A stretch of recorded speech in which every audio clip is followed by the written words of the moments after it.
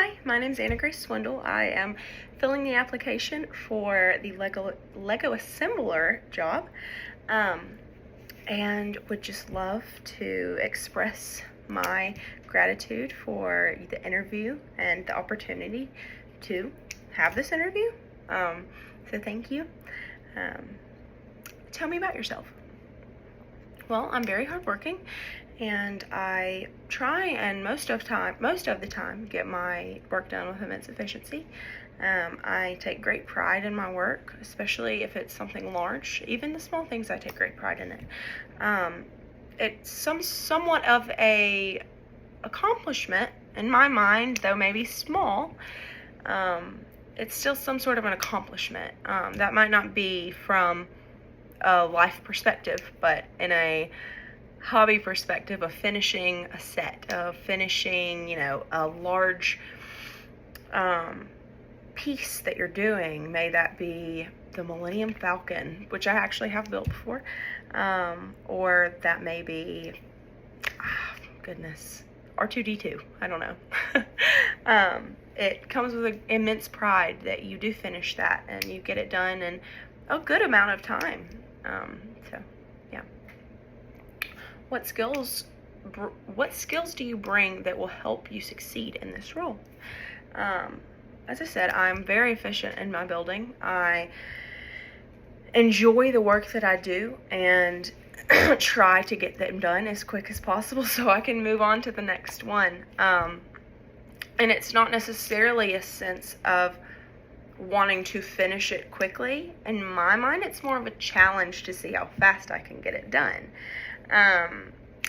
It kind of adds a fun element to it.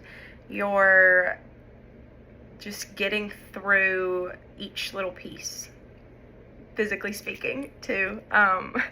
But you are really getting through and finishing that so that you can move on to the next piece, which is so fun. And it's, especially when you're doing it with other people, it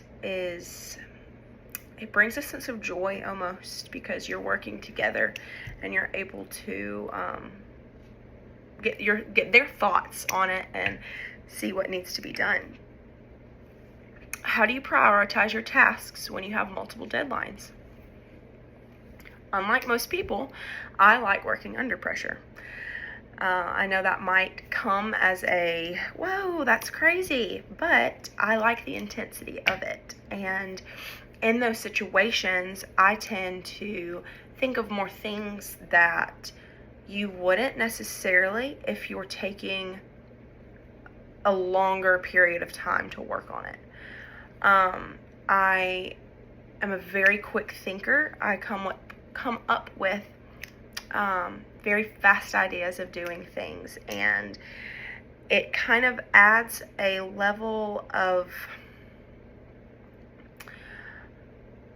not necessarily pressure, because you're already under pressure, but it adds, to me, more fun, because you're having to think of all of these ideas so quickly, and you're coming up with so many of them that you have so many to choose from.